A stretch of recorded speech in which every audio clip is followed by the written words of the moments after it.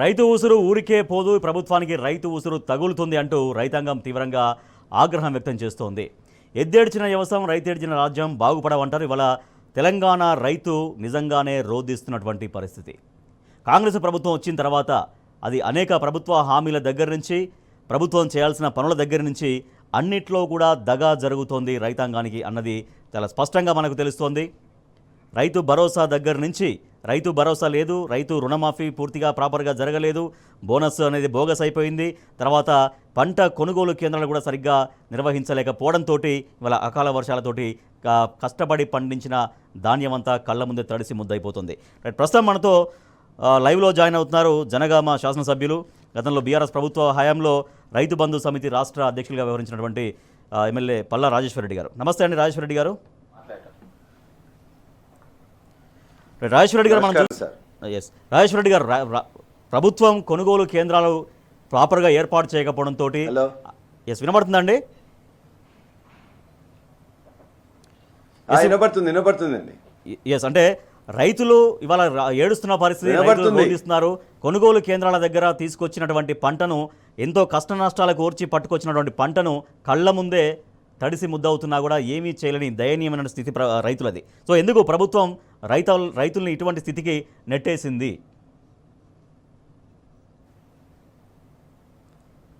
ఒక స్పష్టమైన ప్రణాళిక లేకపోవడం, లేకపోతే అవగాహన రాహిత్యం వల్ల ఈ కొనుగోళ్లలో కొన్ని ఇబ్బందులు అనేది ఏర్పడుతున్నాయి. ముఖ్యంగా ఈ మార్కెట్కి వచ్చే ధాన్యం ఎందుకు వస్తుంటుంది? ఎప్పుడు కూడా మనం పక్కన కేంద్రాలు సరిగ్గా సమయంలో ఓపెన్ చేయకపోతే ఆ మార్కెట్కి సూర్యాపేట కావచ్చు, జనగామ కావచ్చు, ఖమ్మం కావచ్చు, ఇతర వ్యవసాయ మార్కెట్లకు వరి ధాన్యాన్ని తీసుకొని వస్తారు. ఆ వరి ధాన్యం తీసుకొని వచ్చినప్పుడు అక్కడ ఉండే అధికారులు కానీ, లేక ఇప్పుడుండే పాలక కమిటీ కానీ, లేక వ్యాపారులు కానీ, వీళ్ళందరూ ఏం చేస్తారు? అందరూ కూడా కుమ్మక్కైతారు. కుమ్మక్కైపోయి ఒకవైపున ప్రైవేట్లో ఇవాళ ఉండే 2200 కంటే ధర ఎక్కువ ఉంటే కూడా మాకు పడదు, మేము ఇవ్వం, మీరు ఇష్టమైతే ఇవ్వండి లేకపోతే లేదని అంటారు. ఆ విధంగా ఇక్కడ ఒక జనగామ మార్కెట్లో 3 రోజులు వాళ్ళు అసలు ఎవరు కూడా కొనుగోలు చేయకపోవడం వల్ల మొత్తం కూడా పేరుకొని పోతే మొన్న వర్షం పడేటప్పుడు మొత్తం కూడా తడిసిపోయింది. నేను ఇంతకుముందే గత సంవత్సరం కూడా ఇదే సమయంలో జనగామ మార్కెట్లో 1550 రూపాయలు, 1500 రూపాయలు అడుగుతున్నానంటే ఆనాడు అడిషనల్ కలెక్టర్గా ఉన్న వాళ్ళు వచ్చి చూసి వెంటనే ఇట్లా లేదు తప్పు అని చెప్తే దాన్ని నేటి ముఖ్యమంత్రి గారు బాగా చేసిందని చెప్పేసి చెప్పిండ్రు. సరే పర్లేదని చెప్పేసి నెక్స్ట్ డే మార్కెట్ 2 రోజుల తర్వాత నేను మార్కెట్కి పోతే వాళ్ళు పెంచింది ఎంత? 30 రూపాయలు పెంచిండ్రు. 1550 రూపాయలు ఉంటే 1580 రూపాయలు పెంచిండ్రు. మళ్ళా రైతాంగం మొత్తం కూడా ఆందోళన చేస్తే దాన్ని 1750కి 1800 తీసుకొచ్చిండ్రు.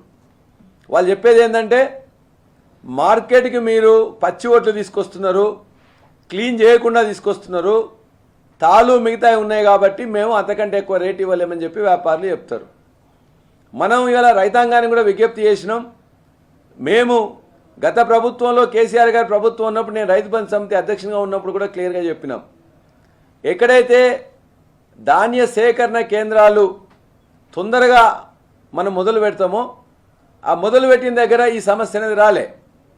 ముఖ్యంగా నల్గొండ జిల్లా సంబంధించింది కోదాడ కావచ్చు, హుజూర్నగర్ కావచ్చు, మిర్యాలగూడ కావచ్చు, నాగార్జున సాగర్ కావచ్చు, ఆ ఎన్ఎస్పి కెనాల్ బ్రిడ్జ్ మొత్తం బెల్ట్ కూడా కొద్దిగా ముందుగానే వస్తాయి. మనకు సన్నోట్లు వేస్తారు, ముందుగానే వస్తుంది. అప్పుడు ఏం చేస్తున్నారు? డైరెక్ట్గా పచ్చోట్లైనా కూడా వాళ్ళకు 2000 వరకు, 2200, 2300 కూడా డైరెక్ట్ రేట్ వస్తే మార్కెట్కి తీయకుండానే డైరెక్ట్గా అమ్ముకుంటున్నారు. అదేవిధంగా గద్వాల ఏరియాలో రాయచూరు సంబంధించిన వాళ్ళందరూ కూడా అక్కడికి వచ్చి కొనుక్కోపోతున్నారు. ఇంకోవైపు నిజామాబాద్లో అన్నిటికంటే పంట ముందుగా వచ్చేది నిజామాబాదు, బాన్స్వాడ, బోధన్, ఆ ఏరియాలో కూడా మార్కెట్ ఉంటుంది. అదేవిధంగా నేను ఇంతకుముందు చెప్పిన సత్తుపల్లి కానీ లేకపోతే కోదాడ, హుజూర్నగర్లో కూడా ఆంధ్ర ప్రాంతం నుండి వచ్చి తీసుకొని పోతుంటారు.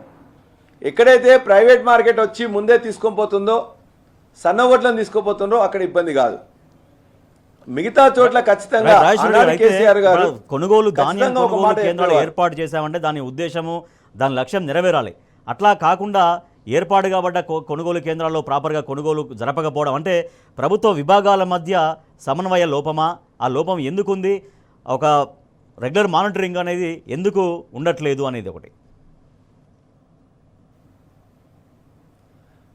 మేము ఇంతకుముందే చెప్పినాం, గతంలో కూడా చెప్పినాం, 24 లక్షల మెట్రిక్ టన్నులు 2014లో ప్రొక్యూర్మెంట్ చేస్తే 2023 కేసీఆర్ గారి ప్రభుత్వం దిగిపోయే ముందు 141 లక్షల మెట్రిక్ టన్నులు ప్రొక్యూర్ చేసి ఫుడ్ కార్పొరేషన్ ఆఫ్ ఇండియాకి ఇచ్చినాం. మీరు గత సీజన్లో ఈ 3 సీజన్లలో ఈ ప్రభుత్వం కాంగ్రెస్ ప్రభుత్వం వచ్చినంత 3 సీజన్లలో 70 లక్షల మెట్రిక్ టన్నుల నుంచి 80 లక్షల మెట్రిక్ టన్నులు తీసుకుంటా అని చెప్పిండ్రు. ఎందుకు మరి 50 లక్షల వరకే తీసుకున్నారు? అంటే లేటుగా స్టార్ట్ చేయడం, బోనస్ మీరు ఇస్తారన్న బోనస్ అనేది దొడ్డోట్లకు కాకుండా సన్నోట్లకే ఇవ్వడం, అదేవిధంగా ముందొస్తున్న ధాన్యాన్ని మార్కెట్లో పోనీయండి అని చెప్పి చూడడం. మూడో అంశం, ఇవాళ ఏదైతే మార్కెట్లో ఇవన్నీ అంటే ఈ యొక్క కేంద్రాలు స్టార్ట్ కానప్పుడు మార్కెట్కి వస్తున్నాయో ఆ మార్కెట్లో ఒక వాటి మీద నిఘా లేకపోవడం, వ్యాపారుల మీద నిఘా లేకపోవడం వల్ల ఇవాళ ఖచ్చితంగా రైతు నష్టపోతూ ఉన్నాడు.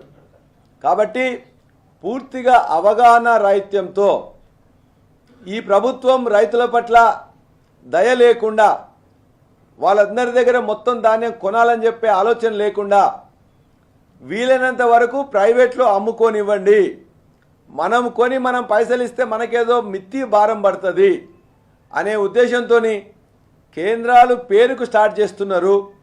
స్టార్ట్ చేసిన దగ్గర మిగతా అన్నీ కూడా వేయింగ్ మిషన్స్ కానీ లేకపోతే తాలు తీసే కేంద్రాలు అవి కానీ ఇప్పుడిప్పుడు ఇస్తున్నారు. కానీ సమయానికి ఇవ్వకపోవడం వల్ల సమయానికి మిల్లర్స్తోని డైరెక్ట్గా లింక్ చేయట్లేదు. అందువల్ల కొన్న తర్వాత కూడా కొనడానికి ఇక్కడికి వచ్చిన తర్వాత కూడా అక్కడ కూడా తడిసిపోతున్నాయి. కాబట్టి ఇలా నేను జనగామనే ఎగ్జాంపుల్ చేసుకుంటే 3 రకాల నష్టం జరిగింది. ఒకటి, మీరు సెంటర్స్ లేట్గా స్టార్ట్ చేయడం వల్ల ఆ స్టార్ట్ చేసిన పేరు చెప్తున్నారు, కానీ ఆ స్టార్ట్ చేసిన సెంటర్లలో మీరు మిల్లర్లకు లింక్ చేయలే, అది ఫస్ట్ సమస్య. రెండోది, వర్షం వస్తుంది కదా అని చెప్పేసి, అకాల వర్షాలు వస్తున్నాయని చెప్పేసి రైతులు కొనుక్కొచ్చుకొని డైరెక్ట్గా మార్కెట్లో పోయడం వల్ల మార్కెట్లో వ్యాపారుల దళారుల యొక్క దగా, దానివల్ల వాళ్ళకు రేటు తక్కువ వస్తుంది. మూడోది, ఇవాళ అకాల వర్షాల వల్ల ఇవాళ జనగామ రూరల్లో నేను మొన్న కూడా చూసి చెప్పినాం, మొత్తం ఒక్క గింజ లేకుండా మొత్తం కూడా ఈ వడగళ్ళ వాన వల్ల పెంబర్తి కానీ సిద్దంకి కానీ పెదరామంచెర్ల అదేవిధంగా ఎల్లంల మిగతా గ్రామాల్లో కూడా మొత్తం కూడా వర్షం పడితే మొత్తం దూసినట్టే మొత్తం కింద పడ్డాయి. మన టీ న్యూస్ మిత్రులు కూడా ఇంతకుముందు వచ్చి చూసిండ్రు. నేను కలెక్టర్ గారికి ఫోన్ చేసిన, ప్రిన్సిపల్ సెక్రటరీ అగ్రికల్చర్ గారికి ఫోన్ చేసిన, మన అగ్రికల్చర్ మినిస్టర్ గారికి కూడా ఫోన్ చేసినాం. వాళ్ళందరూ స్పందించి ఇమ్మీడియట్గా నష్టం జరిగిన దగ్గర చేయాలంటే వ్యవసాయ అధికారులను నేను తీసుకొని పోయి ఇమ్మీడియట్గా నష్టం జరిగిన పొలాలలో మొత్తం కూడా రైట్. రాజేశ్వరి గారు, మనం అనేకం చూసాము. రైతులు ఆ తడిసిన ధాన్యాన్ని చూపించుకుంటూ వాళ్ళు ఎట్లా రోధిస్తున్నారో మనం చూసాం. చాలా చోట్ల అదే ధాన్యం కొనుగోలు కేంద్రాల్లో మహిళా రైతులు కావచ్చు, వాళ్ళందరూ కూడా కింద నేలపైన పడుకొని రోధిస్తున్నటువంటి పరిస్థితి. అంటే నడి ఎండాకాలమే కావచ్చు, కానీ అకాలంగా వర్షాలు వచ్చే సీజన్ కూడా ఇదే. వడగండ్లు కురుస్తాయి, చాలా విపరీతంగా ఎఫెక్ట్ అయ్యేటువంటి ఆ టైం కూడా ఇదే. అట్లాంటప్పుడు ముందే మెజర్మెంట్స్ ఉండాలి. ఇప్పుడు ఆల్రెడీ వాతావరణ శాఖ నుంచి ఎప్పటికప్పుడు ఒక అలర్ట్స్ కూడా వస్తూనే ఉన్నాయి. ఇంత అలర్ట్స్ వస్తున్నా కూడా రైతుల దగ్గర నుంచి సరే వేగవంతంగా ధాన్యం తీసుకుందాం అన్నటువంటి ప్రయత్నం అనేది జరగడంలో ఎక్కడ లోపం కనిపించింది? ఒకటి, ఇవాళ పండిన పంట కూడా గతంలో కంటే ఇవాళ తక్కువ వచ్చింది. ఎందుకంటే మేము ఇలా దేవాదుల కానీ లేకపోతే కాళేశ్వరం దగ్గర కానీ మిగతా చోట్ల ఆ అవగాహన రాహిత్యం వల్ల 34 రోజులు ఇవాళ O&M operation and maintenance strike చేయడం వల్ల మా ప్రాంతంలో ఈ ఏరియాలో మొత్తం కూడా దేవాదుల కింద ఉన్న పొలాలలో 30% ఎండిపోయినాయి. ఆ ఉన్న పొలాలకు కూడా సాగునీరు సరిగ్గా అందక తాలు మిగతా శాతం ఎక్కువ వచ్చింది. ఇటువంటి అప్పుడు మళ్ళా వర్షం అంటే రాయి మీద రాయి ఇవాళ వాళ్ళ మీద పడుతున్నట్టు రైతాంగం మీద పడుతున్న సందంగా ఉన్నది ఇవాళ. అయితే ఇక్కడ ఏం చేసింది, గతంలో కేసీఆర్ గారి ప్రభుత్వం ఉన్నప్పుడు ఒకవేళ వర్షం పడి నాని ధాన్యం నష్టం జరిగినట్లయితే ఆ ధాన్యానికి ఖచ్చితంగా ఏ ధర అయితే మనం ఎంఎస్పి ఇస్తున్నామో అది ఇవ్వాలని చెప్పేసి ఇచ్చిండ్రు. అది అవసరమైతే మనం బాయిల్డ్ రైస్కి పోతుంది కాబట్టి బాయిల్డ్ రైస్ కేంద్రాలకి రా రైస్ కాకుండా వాటికి పంపించాలని చెప్పేసి ఆదేశం ఇచ్చిండ్రు. ఒకవేళ వాళ్ళు కూడా తీసుకొని పక్షంలో నష్టమైనా మనం భరిద్దామని చెప్పిండ్రు. అంటే పంట నష్టపోకుండా ముందు చర్యలు తీసుకోవడం, పంట నష్టమైతే కూడా దాన్ని ఇచ్చేసి మిల్లర్స్తో మాట్లాడి దాన్ని సెట్ చేయడం, ఒకవేళ వాళ్ళు కూడా తీసుకొని పక్షంలో ప్రభుత్వం నష్టం భరించింది. ఇది వరి ధాన్యం గురించి. రైట్. అదేవిధంగా ఇతర ధాన్యం కూడా మనం తీసుకోలేని పక్షంలో పచ్చజొన్నలు మిగతా చోట్ల ఎక్కడైతే జహీరాబాద్ కానీ నారాయణఖేడ్ కానీ జుక్కలు కానీ నియోజకవర్గాల్లో ఆనాడు పచ్చజొన్నలు 2,500 రూపాయలు ఎంఎస్పి ఉంటే మిగిలిన ధాన్యం గురించి మాట్లాడదాం. ఎద్దేడ్చిన వ్యవసాయం రైతేడ్చిన రాజ్యం బాగుపడదంటారు. ఇవాళ తెలంగాణలో రైతు ఏడుస్తున్న పరిస్థితి, రోధిస్తున్నాడు. ధాన్యం కొనుగోలు కేంద్రాల వద్ద ధాన్యం అమ్ముకోలేని పరిస్థితుల్లో, అంటే కళ్ల ముందే పంట అకాల వర్షాలకు తడిసి ముద్దవుతున్నా కూడా ఏమీ చేయలేక దీనంగా చూస్తున్నటువంటి పరిస్థితి. రైట్, రాజేశ్వర రెడ్డి గారు, సో ఇందాక మీరు చెప్తున్నారు, సో ఇతర ధాన్యాల విషయంలో కూడా గత బీఆర్ఎస్ ప్రభుత్వం ఎట్లా చేసింది, ఎట్లా రైతులకు ఇబ్బంది లేకుండా చేసింది అనేది. సో దాంతోపాటుగా ఇప్పుడు ఫైనల్గా ప్రభుత్వాన్ని ఏం డిమాండ్ చేస్తోంది బీఆర్ఎస్ పార్టీగా, బీఆర్ఎస్ పార్టీ శాసనసభ్యులుగా మీరేం డిమాండ్ చేస్తారు? గతంలో అకాల వర్షాలు వచ్చి పంట నష్టం జరిగితే మొక్కజొన్న నష్టం జరిగింది, వరి ధాన్యం నష్టం జరిగింది, మామిడి పండ్లు మామిడి కాయలు కూడా మొత్తం రాలిపోయినాయి. రకరకాల పంటలు నష్టపోయినప్పుడు ఎన్ఆర్డిఎఫ్ వేసినైతే ఎన్డీఆర్ఎఫ్ యొక్క లెక్కల ప్రకారము కొన్ని పంటలకు 4,000, కొన్ని పంటలకు 5,000, కొన్ని పంటలకు 6,000 మాత్రమే నష్టపరిహారం ఇచ్చేది. ఆ నష్టపరిహారాన్ని ఏకపక్షంగా కేసీఆర్ గారు ఆనాడు దాన్ని పెంచడం జరిగింది.